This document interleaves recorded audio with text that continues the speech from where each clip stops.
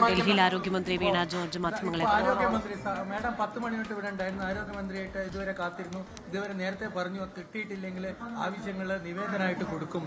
അതാണോ അല്ലെങ്കിൽ അപ്പോയിന്റ്മെന്റ് വേറെ ദിവസം വരുമോ? ഞാൻ റെസിഡന്റ് കമ്മീഷണർ വഴി നിവേദനം ഓൾറെഡി കൊടുത്തു.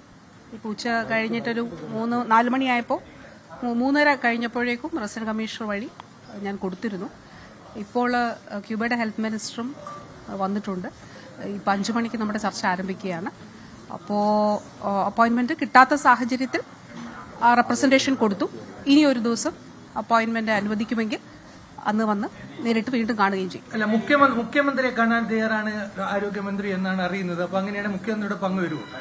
അല്ല, അതൊന്നും ഞാൻ കേട്ടില്ല. അത് ശരിയാണോ തെറ്റാണോ എന്നുള്ളത് എനിക്കറിയില്ലല്ലോ. അത് അങ്ങനെ പറഞ്ഞിട്ടുണ്ടോ, ആരോഗ്യമന്ത്രി പറഞ്ഞിട്ടുണ്ടോ എന്ന് എനിക്കറിയില്ല.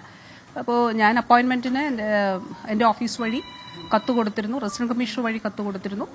അപ്പോൾ അത് നമുക്ക് ഇന്ന് ലഭിക്കണം എന്നുള്ള നിലയിൽ ആണ് കൊടുത്തിരുന്നത്. അപ്പോൾ അദ്ദേഹം ഇന്ന് തിരക്കായിരുന്നത് കൊണ്ടാവാം. അപ്പോൾ അടുത്തൊരു ദിവസം അദ്ദേഹത്തിന്റെ അപ്പോയിന്റ്മെന്റ് കിട്ടുവാണെങ്കിൽ അന്ന് വരും. കൺവീനിയന്റ് ആയിട്ടുള്ളൊരു ദിവസം ഉണ്ടെങ്കിൽ അതിൽ വരും. ഇന്ന് ഏതായാലും റെപ്രസെന്റേഷൻസ് 2 എണ്ണം കൊടുത്തിട്ടുണ്ട്. തീർച്ചയായിട്ടും കോപ്പി തരാമല്ലോ.